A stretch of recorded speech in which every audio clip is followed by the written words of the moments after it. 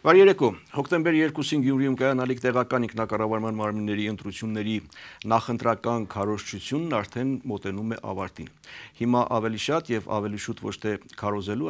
այլ այդ քարոզչական շրջանը ամփոփելու ժամանակաշրջանն է։ Համախմբում կուսակցության փոխնախագահ ազգային ժողովի պատգամավոր Էլինար Վարդանյան, բարի երեկո։ Բարի երեկո։ Ասեմ հետաքրքիր եւ հաճելի է Գյումրիում տեսնել կուսակցական քաղաքական գործիչների, որոնց հետ տարիներ շարունակ քննարկել ենք հայաստանյան, համապետական, ներքին քաղաքական եւ արտաքին քաղաքական խնդիրներ եւ հիմա տեսնել Գյումրիում տեղական ինքնակառավարման մարմինների ընտրությունների քարոզարշավին։ Եվ այս առումով երկու հարց. ինչպիսին տեսակ Գյումրին, ինչպիսին էր այն ձեր պատկերացումներում եւ ինչպիսին է, երբ որ արդեն տեսնում եք սեփական աչքերով։ Անկեղծ ասած, սա այսպես առաջին այցը չէ, որ Գյումրի տեղի է ունենում։ Ես իմ գործունեության ընթացքում բազմաթիվ անգամ առիթներ ունեցել եմ Գյումրի այցելել եւ անկեղծ ասած այս օրերի ընթացքում չէ, որ ծանոթանում եմ Գյումրիի իրավիճակին, բայց դեռևս պետք է կրկնեմ, որ տարիների ընթացքում շատ քիչ բան է փոխվել Գյումրիում եւ ես դա ցավով եմ ասում, որովհետև ինձ համար միշտ Գյումրին եղել է այն կոլորիտային վայրը, որի մասին առասպելներ են նույնիսկ հյուսվել եւ ցավոք սրտի երբ գալիս ես ու տեսնում ես այն թշվառ վիճակը, որում գտնվում է գյումրեցին, հասկանալի է, որ երկիրը միանշանակ փոփոխությունների կարիք ունի եւ փոփոխությունները թերևս հենց պետք է սկսել Գյումրիից։ Այս ընտրությունների առանձնահատկությունները եւ կարեւորությունը հատկապես համախմբում կուսակցության համար։ Տեսեք, Գյումրին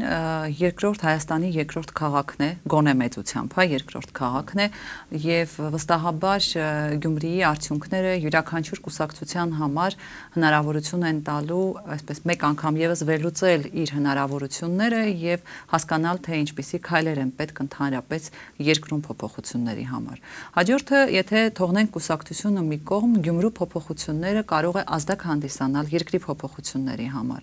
Եվ եթե մենք գնում ենք այն քայլին, որ ի վերջո Հայաստանում պետք է կատարել արմատական փոփոխություններ եւ այդ փոփոխությունները բնականաբար պետք է սկսել իշխանափոխությունից, Գյումրին կարող է լինել այդ քայլը, առաջին քայլը, որտեղ իշխանափոխությունը կարող է դառնալ այսպես հանգրվան երկրում իշխանափոխություն կատարելու համար։ Լավ, փոփոխություն կատարելու համար առաջարկում են ծրագրեր, խոստումներ են տրվում, ինչ եք առաջարկում գյումրեցիներին, ինչու պիտի ձեզ ընտրեն, այդ ծրագրերը, հիմա խոստումները բնականաբար շատ են, որոնք են երաշխիքները, որ այդ ծրագրերը իրատեսական են եւ իրականանալի։ Տեսեք, ես մեր ծրագրերից մեկը նշեմ, ծրագրերում ընդգրկված կետերից մեկը նշեմ, որն իրականում կարող է այսպես անկյունակարային նշանակություն ունենալ Գյումրու զարգացման համար։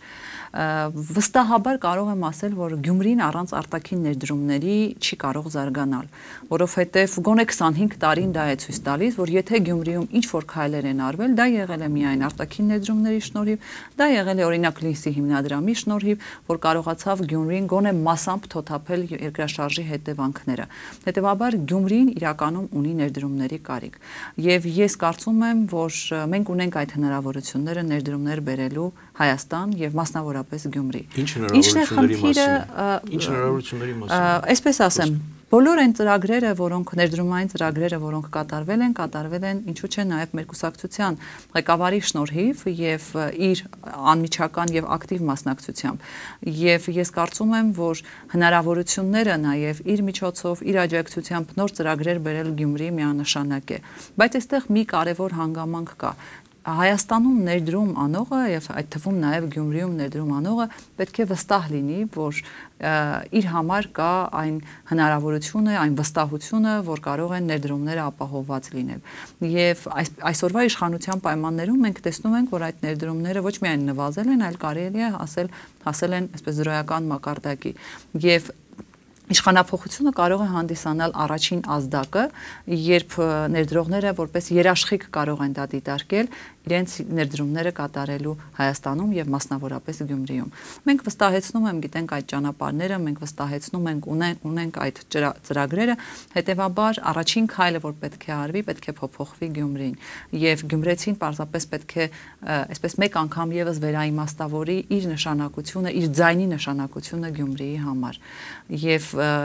գյումրեցու ձայնից է, որ կախված է, որ արդյոք որքանով կարող են փոփոխվել Գյումրին, որքանով կարելի է հաղթահարել այն անմխիթար վիճակը, որ այսօր կա գյումրեցու կյանքում։ Ես հիշում եմ իհարկե ձեր կուսակցության նախագահի պաշտոնավարման շրջանում հանձնմանի ծրագիրը, Լինսի եւ այլն, եւ կարծեմ թե ելույթի ժամանակ նաեւ հայտարարել էր, որ ես պատրաստ է շրջել նորից այդ կապերն օգտագործել եւ այլն եւ այլն։ Լավ, հիմա ձեր համամասնական ցուցակի առաջին դեմքի մասին խոսենք, չնայած ես զրուցել եմ այստեղ։ Դուք ինչքան ժամանակ է որ ճանաչում եք եւ ինչպես կբնութագրեք նրան որպես մարդ, որպես կազմակերպիչ եւ որպես կառավարիչ։ Տեսեք, ես Հովհաննես Ասոյանի հետ ծանոթացել եմ կուսակցության հիմնադրումից հետո, այսինքն մինչ այդ այսպես անմիջական շփումներ չենք ունեցել։ Բայց մենք այսպես մի կարևոր էքսպերիմենտ արեցինք, երբ որոշում էինք կայացնում, թե ինչպիսի ցուցակով ենք մտնելու Գյումրու ընտրական process-ների մեջ, պարզապես փորձեցինք բոլոր ծանոթ եւ անծանոթ հնարավոր մարդկանցից հարցումներ, հարցախույզ անել, թե ինչպես են իրենք գնահատում, ինչպիսի վերաբերմունք ունեն Հովհաննես Ասոյանի վերաբերյալ եւ գոնե մեր հարցումների արդյունքները վկայեցին, որ վերջինս ունի հարգանք եւ որևէ մեկը այսպես որևէ բացասական ոչինչ չասեց, որը կարող էր մեր որոշման վրա էական ազդեցություն ունենալ։ Իսկ այս կարճ ժամանակահատվածում արդեն ինքս անձամբ շփվելով Հովհաննես Ասոյանի հետ հասկացա, որ ինքը ունի կազմակերպչական լուրջ ներուժ եւ լինելով աշխատելով թե այսպես պետական ոլորտում լինելով ավականու անդամ, թե գործարար ոլորտում, ամեն դեպքում այդ հմտությունները այսպես իրեն հնարավորություն են տալիս իրականացնել ավելի արդյունավետ կառավարում։ Հետևաբար այս պահին թեկուզ կարճատև շփումից հետո ես վստահաբար կարող եմ ասել, որ այո, Հովհաննես Ասոյանը մեզ համար վստահելի տեխնացու է եւ վստահելի են նաեւ թիմի անդամները եւ վստահելի են ցուցակի անդամները, ովքեր իր հետ միասին այս պահին պայքարում են թիմ ընտրություններում։ Եվ եւս մեկ բան պետք է ավելացնեմ, շատ կարևոր է իհարկե թե ով է կուսակցության ավականու տեխնացուն, բայց ես դրան եկա, որ դրան պիտի գայի հաջորդիվ, քանի որ ինչքան հասցրել եմ նկատել, միգուցե սա սուբյեկտիվ տպավորություն է, բայց կուսակցությունները այս նախընտրական քարոզարշավի ընթացքում առավել շատ շեշտադրում են իրենց համամասնական ցուցակի թիվ 1 դեմքին, բայց ի վերջո թիմ է առաջադրվել ցուցակ եւ առաջինից հետո կան երկրորդը, երրորդը եւ մյուսները։ Այնպես որ միայն առաջի դեմքով չի, ձեր ցուցակում ովքեր են ընդգրկված։ Մենք ցուցակում փորձել ենք նախապատվությունը տալ երիտասարդներին, ովքեր նաև եւ երիտասարդ լինելուց բացի ունեն իրենց որոշակի ձեռքբերումները, այսինքն կայացած անձինք են, ոմանք գործարարներ են, ոմանք պարզապես սպորտի այսպես լավագույն ներկայացուցիչներ են, բայց մենք մի բան շատ կարևոր այսպես սկզբունքով ենք առաջնորդվում, որ ի վերջո չի կարող ամեն ինչ Հայաստանում այսպես լճացված շարունակվել, ինչպես համապետական մակարդակում, այնպես էլ տեղական մակարդակներում սերնդափոխության կարիքը կա։ Այստեղ իհարկե մի փոքր այսպիսի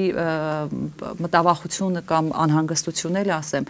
սերնդափոխությունը նաև պետք է լինի գաղափարական սերնդափոխություն։ Այսինքն, օրինակ, իշխանությունները այնքան լճացած են, որ եթե նույնիսկ գալիս են երիտասարդ այսպես սերունդներ այնտեղ, ես տարբերություն չեմ նկատում։ Բայց երբ որ կան գաղափարական այլ մոտեցումներ, նոր երիտասարդը նոր ուժ է բերում, նոր այսպես մոտեցումներ է բերում։ Մեզ համար այդ սկզբունքը խիստ կարևոր է։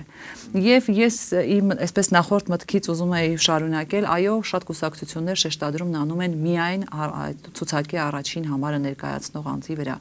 բայց եկեք չմոռանանք, որ այսօր ընտրում են հենց կուսակցություններին։ Այսինքն այդ տեխնացուն կուսակցությունին զատ չի գործելու եւ ուստի պատահական չի, ասենք Գյումրիում կոնկրետ կա տեխնացու, ում պաշտպանում է իշխող կուսակցությունը, բայց թաքնվում է բոլորովին այսպես այլ անվանման ներքո, որովհետև մտահոգություն կա, որ իշխող կուսակցությանը միևնույն է մարդիկ անվստահություն են հայտնելու։ Մենք այս դեպքում այսպես թաքցնելու չունենք եւ հպարտորեն ասում ենք, այո, մեր ցուցակը գլխավորում է Հովհաննես Ասոյանը, մեր ցուցակի անդամները ահա այսպիսի երիտասարդներ են եւ միևնույն ժամանակ այս ցուցակին աջակցում է համախմբում կուսակցությունը եւ մենք ենք, որ թիկունք ենք կանգնելու այս ցուցակին եւ հաղթանակի դեպքում վստահաբար պետք է ասեմ, որ մենք աշխատելու ենք համատեղ։ Հիմա այս քարոզարշավը ցես ինչ է հուշում։ Մարդիկ ընտրում են թեև ընտրակարգը պարզ է, որ պիտի մարդը ընտրի կուսակցություններին, բայց նախընթաց տարիներին մարդիկ ընտրել են անձին որպես քաղաքապետ։ Հիմա այս կարճ ժամանակահատվածում մարդիկ ավելի շատ հակված են այն մտքին, որ ընտրում են կուսակցությունը, թե ընտրում են քաղաքապետին, որովհետև կարճ ժամանակ է անցել եւ կարծեմ թե այնքան էլ չի պարզաբանվել եւ բացատրվել։ Գիտեմ, ցավոք սրտի գիտակցումը, որ համակարգ է փոխվել քաղաքացիների մոտ թերևս այնքան էլ մեծամասամբ մարդիկ գնում են քաղաքապետ ընտրելու։ Այո, մարդիկ գնում են քաղաքապետ ընտրելու եւ թերևս շատ քչերին է այսինքն ոչ թե շատ քչերին է հետաքրում, այլ շատ քչերն են գիտակցում, թե այդ տեխնացուի հետևում որ ուժն է կանգնած եւ դա է պատճառը, որ անձերի հետևից գնալով մարդիկ իրենց նույնիսկ այսպես բան չեն անում, չեն գիտակցում, իրենց պատասխան չեն տալիս, որ եթե մենք դժգոհ ենք այս իշխանություններից, հա, այդ դեպքում այս տեխնացուին ընտրելուց միգուցե մենք ընտրում ենք նաև այս իշխանությանը։ Մենք փորձել ենք քարոզարշավի ընթացքում որքան հնարավոր է մարդկանց բացատրել, բայց ժամանակը անկեղծ ասած իրականում այո շատ քիչ էր, որpիսի մարդիկ այսպես հստակ գիտակցեին, թե ինչով է այսօրվա ընտրական համակարգը տարբերվում նախկինում քաղաքապետի ընտրություններից։ Խոսեցինք երիտասարդության մասին մի փոքր, ես նկատել եմ, որ ձեր թիմում երիտասարդները մեծ թիվ են կազմում եւ բավական ակտիվ են, այս կարճ ժամանակահատվածում ի վերջո կուսակցությունը բոլորովին վերջերս է գրանցվել եւ անմիջապես ընտրական գործընթացներին ինչպես է հաջողվել կազմակերպել, ներգրավել, համախմբել, հա, ոչ միայն միջին եւ ավագ սերնդի, այլև երիտասարդներին։ Ուրեմն մեզ մոտ ես ասացի կարևոր սկզբունքն է, որ երիտասարդներին պետք է ներգրավել եւ ի վերջո գնալ սերնդափոխության, բայց միևնույն ժամանակ, քանի որ մեզ մոտ կառույցը այսպես բավականին բաց է եւ կոլեգիալության սկզբունքը մեզ մոտ շատ ավելի բարձր մակարդակի է, որովհետեւ ես կուզենամ, որ դուք երբևէ ներկա լինեիք մեր վարչության նիստերին եւ տեսնեիք, թե որոշումները ինչպիսի այսպես կարծիքների տարբերության եւ կարծիքների բախումների արդյունքում են ծնվում։ Նույնը երիտասարդների հետ, քանի որ երիտասարդներին հնարավորություն է տրվել ազատ արտահայտվելու եւ իր կարծիքը, իր տեսակետը կարող է դառնալ դոմինանտ մեր որոշում կայացնելուն։ Կարծում եմ դա իրականում այսպես լրջագույն ազդեցություն ունի։ Ավելին, քանի որ երիտասարդները այսպես գոնե սա ապացույց եղավ ցուցակ կազմելիս ընդգրկվել իրենց համար ապացույց եղավ, որ իրենց ակտիվությունը իր նշանակությունն է ունենում եւ մենք բոլորովին այլ կուսակցությունների նման չունենք մեր կարծրացած այսպես մոտեցումը, որ SSS մարդիկ անպայման կլինեն, հետո տակը ինչ մնաց եւ դա իրականում լրացուցիչ այսպես ազդակ է, լրացուցիչ ստիմուլ է, որպեսզի երիտասարդները եւս ակտիվ ներգրավվածություն ունենան քաղաքական գործընթացներին։ Կարծում եք ընտրողի որոշման վրա որ գործոններն են ավելի ազդեցիկ, լավ ծրագրերը, այդ ծրագրերը լավ ներկայացնելը, լավ կազմակերպված գրագետ, կազմակերպված քարոզարշավը, թե ավելի շատ անձնական հարաբերությունները, ընկերական, բարեկամական, խնամիական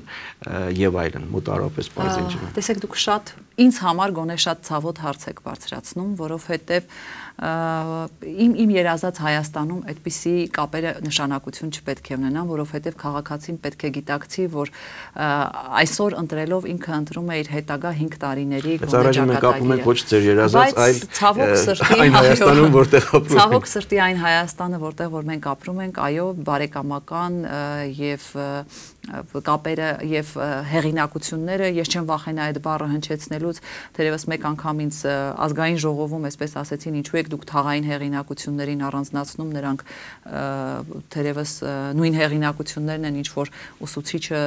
եւ մտավորականը եւ մնացածը, ես թերևս չեմ համաձայնի, որովհետև իմ իմացած հեղինակությունները բոլորովին այլ հեղինակություններ են, բայց բնականաբար թաղային հեղինակությունները եւ ծանոթ բարեկամ այդ ամեն ինչը ունենում է իր ազդեցությունը, բայց եւ այս մարդիկ կամ ունենում են ուղղակի ազդեցություն, կամ փորձում են անուղղակիորեն, ասենք, աջակցել ինչ-ինչ հարցեր կարգավորելիս, բայց այդ նույն մարդը, ով դիմում է իրենց ինչ-որ հարցեր կարգավորելու, պետք է մի բանում իրեն այսպես հստակ պատկերացում ունենա, մի բանում իրեն հստակ պատասխան տա, որ պետք է իշխանությունը, պետք է կառավարումը լինի այնպիսին, որպեսզի ինքը չդիմի որևէ մեկի օգնությանը, այսինքն դա լինի, այս դեպքում քաղաքապետարանի ընտրություն է, չդիմի այսպես լրացուցիչ օղակներով գնա մեկին դիմի, որպեսզի սա դիմի քաղաքապետարանի, չգիտեմ ինչ վարչության աշխատողին, այս վարչության աշխատողը դիմի վարչության պետին, վարչության պետն էլ եթե իր ուժերից վեր է դիմի քաղաքապետին հարցը լուծելու, այլ ինքը պետք է հասկանա, որ իր կողմից ձևավորվող քաղաքապետարանը պետք է կատարի իր պարտականությունները իր հանդեպ Եվ այսօր այդ խնդիրները լուծելով, որ ինքը աջակցում է, որ ընտրվի քաղաքապետարանում այդ թիմը կամ քաղաքապետը, նա իր համար լրացուցիչ խնդիրներ է ստեղծում հաջորդ 5 տարվա համար։ Տեսեք, տեսականորեն որևէ առարկություն չունեմ, ճիշտ եք ասում, բայց դա ձեր երազած Հայաստանում, հա, այդպես։ Հիմա մենք ունենք այն, ինչ ունենք։ Ունենք կուսակցություններ, որոնք քարոզարշավ են իրականացնում, կոնկրետ դուք, ասենք համախմբում քարոզարշավ է իրականացնում, քաղաքական նոր մշակույթով, ծրագրերով, ակցիաներով, երիտասարդներով եւ այլն տպավորիչ ամեն ինչով։ Բայց միաժամանակ կան ձեր ասած մարդիկ, հեղինակությունները տարիներով նախընթաց տարիներին ձևավորված հարաբերություններով եւ որևէ թաղում Դուք անցկացնում եք ձեր քարոզարշավը, ներկայացնում, չգիտեմ, պաստառներով, ելույթներով, ծրագրերով, խոստումներով եւ այլն։ Բայց այդ թաղում կա նաեւ հեղինակությունը, որին դիմել է ընտրողը այս խնդրով, այս կամ այն խնդրով եւ օգնություն է ստացել։ Հիմա որը ավելի տպավորիչ կլինի եւ որը ավելի ուժեղ գործոն կլինի այդ ընտրողի քվեարկություն կատարելու որոշման վրա։ Ես վստահ, այո, կարծում եմ եւ վստահ եմ, որ ձեր կողմից մատնանշած գործոնը դիմել եւ ինչ որ բան անելու ազդեցություն ունենալու է։ Բայց ես եւս մեկ անգամ նշում եմ, դիմելու պատճառը ո՞րն է։ Քաղաքացին պետք է հասկանա ինչու է ինքը դիմում այդ մարդուն, երբ իր խնդրի լուծումը անմիջապես քաղաքապետարանի պարտականությունն է։ Այսինքն ինչու պետք է երկրորդ օղակի միջոցով փորձի հարցեր լուծի, միգուցե ծանոթ, միգուցե ֆինանսական ինչ-որ խոստումներ եւ այլն, որպեսզի կարողանա խնդիրը լուծել։ Այն դեպքում, երբ ինքը անմիջապես պետք է գնար դիմել քաղաքապետարան, եւ քաղաքապետարանը իր իրավասությունների շրջանակներում իրականացներ իր պարտականությունները եւ այդ մարդու խնդրին լուծում տար։ Այսինքն ես ուզում եմ, որ քաղաքացին հաշիվ տա իրեն, գիտակցի, որ այն, որ ինքը դիմում է ուրիշին, այս իշխանության պատճառով է։ Պետք է մի հատ վերլուծել, հասկանալ պատճառը ինչն է։ Եթե քաղաքացին հասկացավ, որ ձևավորվելու է այնպիսի քաղաքապետարան, այնպիսի իշխանություն, որ ինքը այլևս չպետք է դիմի ինչ-որ մեկի աջակցությանը, չպետք է դիմի ինչ-որ մեկի շնորհ անելուն, այս դեպքում կհասկանա, որ պետք է բոլորովին այլ իշխանություն, որը որ կոչված է ծառայելու իրեն, եւ ոչ թե ներկայացնելու, որ գիտեք, ձեր համար խնդիր եմ լուծել, ես ձեզ համար մեծ լավություն եմ արել։ Այդպես չի, ցանկացած պետական կառույց, լինի դա քաղաքապետարան, լինի դա մարզպետարան, լինի նաև օրենսդիր գործադիր իշխանություն, կոչված են ծառայելու ժողովրդին, որովհետև ընտրվել են կամ նշանակվել են հենց հատկապես այդ նպատակի համար։ Եվ երբ որ ներկայացնում են, որ գիտեք, ձեզ լավություն ենք արել, որ չգիտեմ, օրինական կերպով սեփականաշնորհվող տունը սեփականաշնորհել ենք, այս դեպքում քաղաքացին մի հատ պետք է չէ հաշիվ տա, իսկ ինչու է ինքը ինձ լավություն անում։ Եվ դրանից ելնելով պետք է ճիշտ ընտրությունը կատարի։ Արդյոք ուզում է ապրել այս պայմաններում, երբ ինչ-որ հարցի համար պետք է դիմի ինչ-որ մեկին, թե արդյոք իրեն իրականում պետք է հրապարակային իշխանություն եւ հրապարակային ուղիղ ճանապարհով կգնա կդիմի իր հարցերը կլուծվեն։ Դրա համար էլ հավատ է պետք վստահություն, որ նոր ձևավորվող իշխանությունը այդ հարցերը կլուծի առանց միջնորդների, երաշխիքներ նաև։ Կախված է թե ինչքանով վստահություն կնշեցեն ձեր այս խոսքերը եւ Գիտեք, վստահություն եւ ի վերջո որոշում։ Քաղաքացին պետք է որոշի, որ ինքը պատրաստ է փոխել իր կյանքը։ եւ այդ որոշումից է կախված իրականում թե ինչպիսի փոփոխություններ կլինեն Գյումրիում եւ դրա արդյունքում ինչպիսի փոփոխություններ կլինեն Հայաստանում։ Գիտեք, ապրիլը սարերի ետևում չէ եւ իրականում ապրիլին ձևավորվող իշխանությունը էական նշանակություն է ունենալու երկրի ապագայի համար։ Գիտեք, սահմանադրություն փոփոխվեց եւ սա ամենի արդյունքում եւ կառավարման այսպես համակարգի փոփոխություն է տեղի ունեցել եւ քաղաքացին պետք է մեկ անգամ եւս իրեն հաշիվ տա, թե արդյոք պատրաստ է փոխել իր կյանքը իր քաղաքում եւ արդյոք ուզում է փոխել կյանքը ամբողջ երկրում։ Քանի որ սահմանադրությունից խոսեցինք, այսպես ուղղակիորեն կամ անուղղակիորեն առնչվող մի հարց, ես հիշում եմ ձեր կուսակցության նախագահի պարոն Օսկանյանի ելույթները այն ժամանակ, երբ որ ինքը նոր մտադրություն ուներ ներգրավել ներքաղաքական գործընթացներում, հետո որ անդամագրվեց կուսակցության, հետո որ ստեղծեց արդեն համախմբում կուսակցությունը, միշտ շեշտադրվող ամենակարևոր սկզբունքներից մեկը եղել է, որ Հայաստանում պետք է վերջ տրվի քաղաքական մենաշնորհին։ Հիմա ինչ եք կարծում, ինչպիսին են հնարավորությունները եւ հեռանկարները դա անել տեղական ինքնակառավարման համակարգում մինչեւ ապրիլ, մինչեւ համապետական ընտրություններ։ Տեսեք, մեր երկրի իմ գնահատմամբ եւս դժբախտությունների պատճառներից մեկը դա քաղաքական մենաշնորհն է, որովհետեւ քաղաքական մենաշնորհը իր հերթին ծնում է տնտեսական մենաշնորհներ, տնտեսական անհավասարություն եւ քաղաքական մենաշնորհի վերացումը ի վերջո կարող է բերել լրջագույն այսպես արագ քայլերով առաջ գնալու ճանապարհին։ Դրա համար արդյոք նոր ընտրական օրենսգիրքը նպաստում է դրան, վստահաբար կարող եմ ասել, որ ոչ, որովհետև նոր ընտրական օրենսգիրքը հնարավորություն է տալիս կայուն մեծամասնություն ստեղծելու ուղղությամբ, խոսքը ազգային ժողովին է առայժմ վերաբերում եւ կոալիցիաների թվի սահմանափակում, կոալիցիաներում ընդգրկված կուսակցությունների թվի սահմանափակում, ընդ որում կոալիցիայի ստեղծման անհնարինություն առանց ամենաշատ ձայներ հավաքած կուսակցության մասնակցության։ Առանց իսկ առանձին դեպքում երկրորդ փուլի հնարավորություն ունենք եւ այնտեղ բոնուսային համակարգի հնարավորություն ունենք, այսինքն փորձել են այսպես բոլոր հնարավոր մեթոդները օգտագործել, որպեսզի քաղաքական մենաշնորհը պաշտպանվի։ Իսկ քաղաքական մենաշնորհը իհարկե իշխող կուսակցությանը ձեռնտու է։ Հիմնավորումներում ասում են, որ գիտեք, եթե այսպիսի մենաշնորհ չլինի, դա կարող է բերել կազուսի, դա կարող է ֆորսմաժորային իրավիճակների եւ այլն, թույլ տվեք չհամաձայնել այդ ամեն ինչի հետ եւ ասել, որ ամենալուրջ եւ ամենաառանցքային որոշումները ընդունվում են իհարկե տարբեր տեսակետների բախման արդյունքում։ Դա լավ, ես հիմա չեմ ուզում շատ խորանանք համապետական ընտրությունների եւ քաղաքական մենաշնորհի հարցի շուրջ շատ խոսենք համապետական մակարդակով, տեղական ինքնակառավարումն։ Տեղական ինքնակառավարման, քանի որ տեղական ընտրությունները նոր համակարգով են ընթանում եւ վերջին հաշվով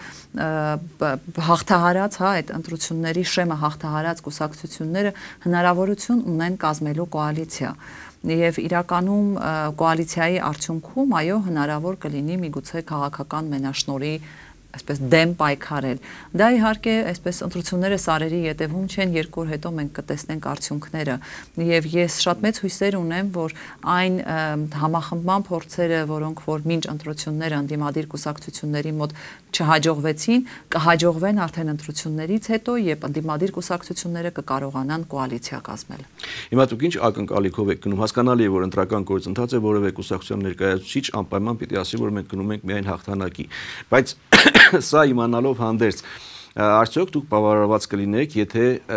քվեարկության արդյունքներով հնարավորություն ստեղծվի կոալիցիոն իշխանություն ձևավորել ձեր մասնակցությամբ։ Տեսեք, մեզ համար կարևորը իրականում երկրում փոփոխություններն են։ Իսկ փոփոխությունները նշանակում է ի վերջո իշխանափոխություն։ Եվ եթե իսկ ես չեմ ուզում հավատալ, որ մենք չենք հաղթելու, բայց եթե հանկարծ պարզապես այդ շեմը հաղթեն մի շարք ընդդիմադիր կուսակցություններ եւ նրանցից որևէ մեկը ինքնուրույն իշխանություն ձևավորելու հնարավորություն չունենա,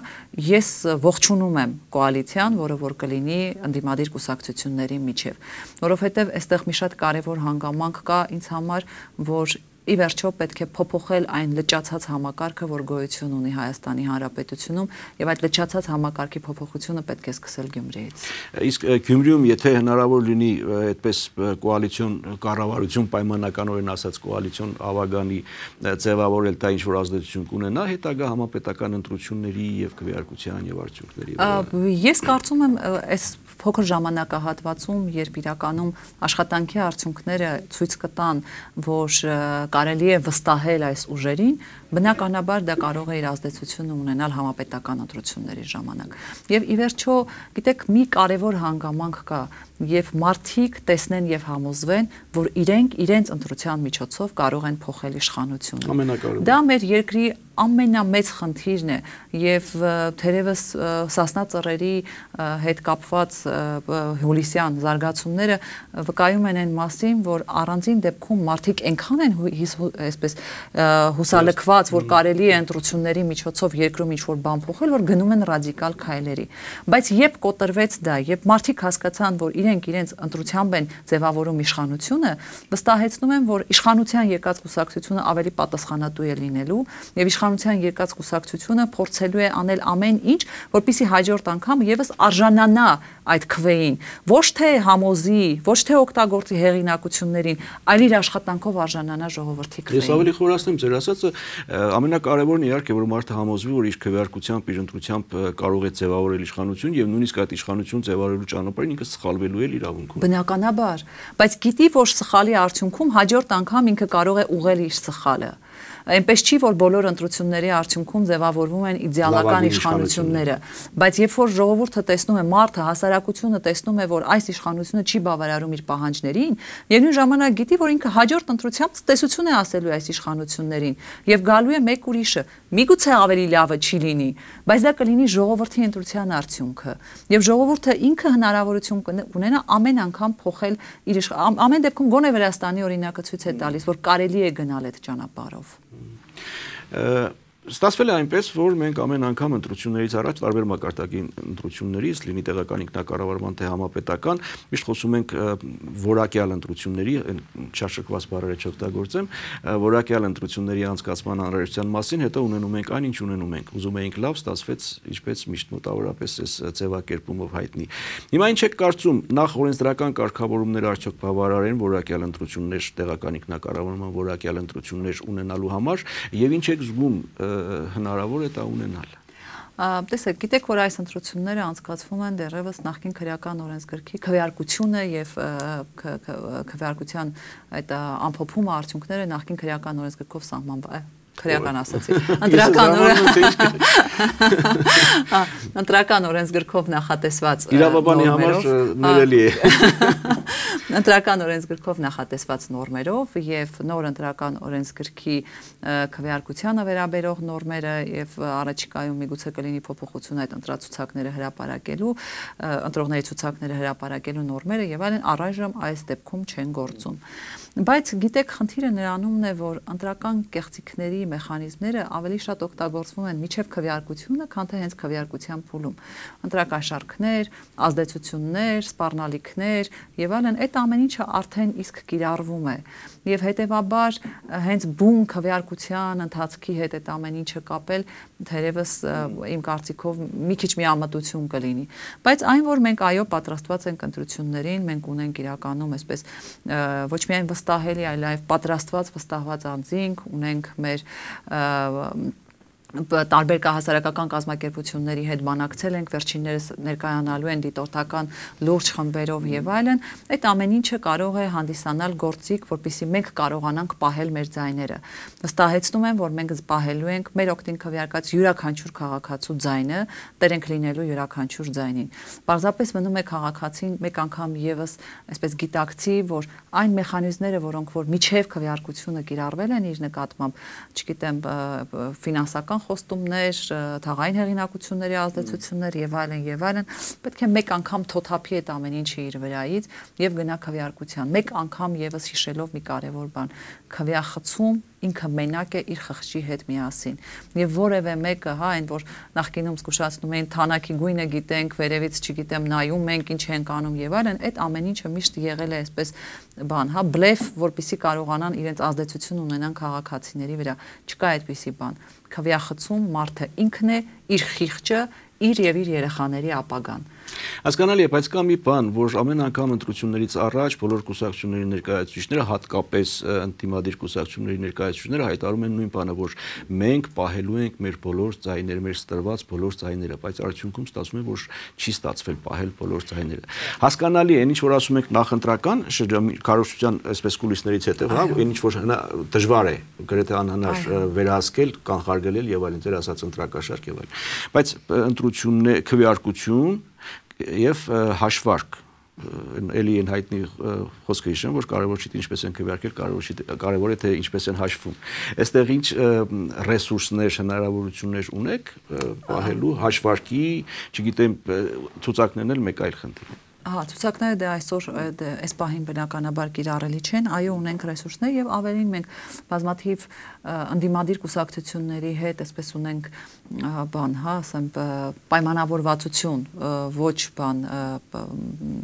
ֆորմալ առումով պայմանավորվածություն, որ այդ հարցում նաեւ աջակցելու ենք միմյանց, որպեսզի փորձենք գոնե քվեարկության process-ում վերահսկել, թե ինչպես են իրականում քվեարկությունները։ Էլի պետք է կրկնեմ, այո, մենք պատրաստված ենք գնում քվեարկությանը։ Լավ, ձեր թիմի, քաղաքապետի, ձեր տեխնացուի, ձեր ծրագրերի առավելությունները։ Գիտեք, այսօր մենք հանդիպում ունեինք մեր համակիրների եւ կուսակիցների հետ մեկտեղ եւ այնտեղ իմ գործընկերներից մեկը մի շատ լավ միտք այսպես հնչեցրեց։ Ասաց, մենք կարող ենք ասել հազարավոր բաներ, թե ինչ որ կանենք, բայց մի բան ասենք, որ բավարար է։ Մենք չենք անելու այնպես, ինչպես արել է մինչ այժմ իշխող կուսակցությունը։ Թերևս դրանով արդեն ասված է ինչումն է առավելությունը։ Այսինքն մենք ի վերջո պետք է վեր կանգնենք այն ամբողջ այս կարծրացած, լճացած մոտեցումներից, ինչպես որ իրականացվում էր կառավարումը, պետք է լինենք բաց, հրապարակային, պետք է խնդիրները ստանանք ժողովրդից, որովհետև ես իմ ելույթներում բազմաթիվ անգամ ասել եմ, կկրկնվեմ միգուցե, բայց ինձ համար դա կարևոր է։ Երբ դու փակվում ես քո սենյակում, լինելով ինչ-որ պաշտոնյա, չգիտեմ, իշխանության ներկայացուցիչ, քեզ թվում է, թե երկրում եւ ընդհանրապես աշխարհում ամեն ինչ այնպեսին է, ինչպեսին քո սենյակում է, բայց պետք է դուրս գալ մարդկանց մոտ, պետք է լսել մարդկանց, որովհետև մարդիկ շատ ավելի լավ գիտեն իրենց խնդիրները եւ շատ ավելի լավ գիտեն լուծումները, քան սենյակում նստած պաշտոնյաները։ Եվ հրապարակայնությունը, ժողովրդի հետ անմիջական շփումը լինելու է մեր գործունեության անկյունակարը։ Իսկ արդյունավետության չափման ինչ որ գործիքներ ենթադրենք ընտրությունների արդյունքում դուք եկել եք իշխանության կամ մաս եք կազմում իշխանության։ Ձեր թիմի անդամները ավագանու անդամներ են։ Նրանց աշխատանքի արդյունավետության չափանիշը, որը ինչպես եք չափելու, գնահատելու։ Լավ աշխատեցին, վատ աշխատեցին, ձեր խոստումները կատարեցին,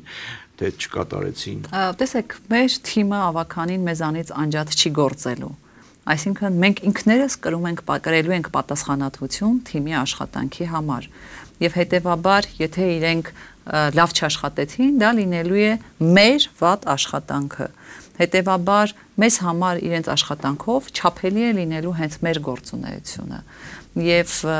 ես անկեղծ եմ ասում, ես համոզված եմ, որ շատ կարճ ժամանակահատվածում թերևս 2 տարվա ընթացքում եւ Գյումրին եւ ընդհանրապես Հայաստանը կարելի է դնել ճիշտ ռելսերի վրա։ Պարզապես մեկ անգամ պետք է կամք դրսևորել։ Եվ եթե կամք դրսևորվի չթալանել, չգողանալ, լինել արդար, համոզված եղեք, որ մենք կարողանալու ենք այսպես անցում կատարել այսօրվա վիճակից գոնե այսպես զարգացման միտում ունեցող ճանապարհին։ Կան ինչ-որ քայլեր, որ առաջնային են եւ ընտրություններից հետո հաջողության պարագայում այս քայլերը մենք անելու ենք առաջինը, նկատելի, չափելի արդյունքներ։ Առաջին բանը, որ լինելու է, մենք բերելու ենք ներդրումներ։ Առաջին բանը, որովհետև դուք նորություն չեմ ասի, որ Գյումրու այսօրվա վիճակը հենց առաջին հերթին պայմանավորված է աշխատանքի խնդրով։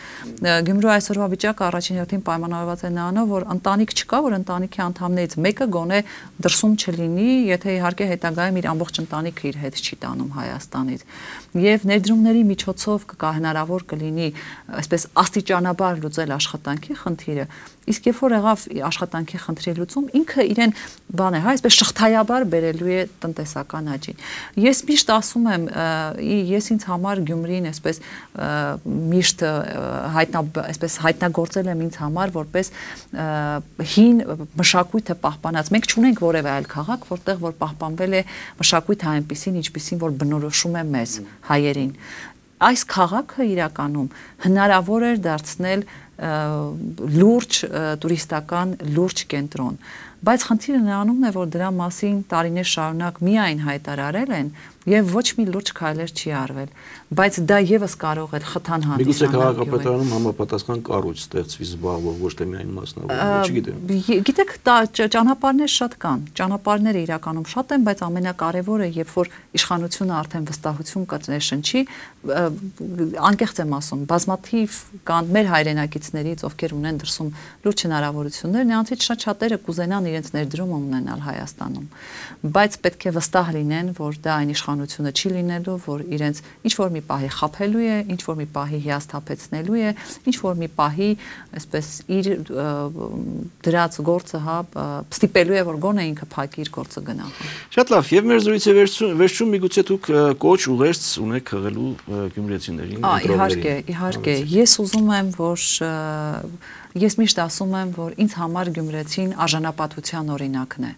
Մենք բազմաթիվ օրինակներ ունեցել ենք, փորձեր ունեցել ենք, որտեղ Գյումրեցին ցույց է տվել, թե ինչպես է ինքը տեր կանգնում իր պատվին։ Հետևաբար ես ուզում եմ կոչ անել գյումրեցիներին եւս մեկ անգամ այս ընտրությունների ընթացքում ցույց տալ իր արժանապատվությունը եւ ոչ հասել թալանին, ոչ հասել անարդարություններին, ոչ հասել գողությանը եւ համախմբվեն մեզ հետ, որովհետեւ մենք համախմբվել ենք հանուն Գյումրիի, իսկ Գյումրիում փոփոխությունները բնականաբար բերելու են համախմբման հանուն Հայաստանի։ Ձեզ հաջողություն, շնորհակալություն։ Շնորհակալ եմ։ Ես այսօր զրուցում էի համախմբում կուսակցության փոխնախագահ ազգային ժողովի պատգամավոր Էլինար Վարդանյանի հետ։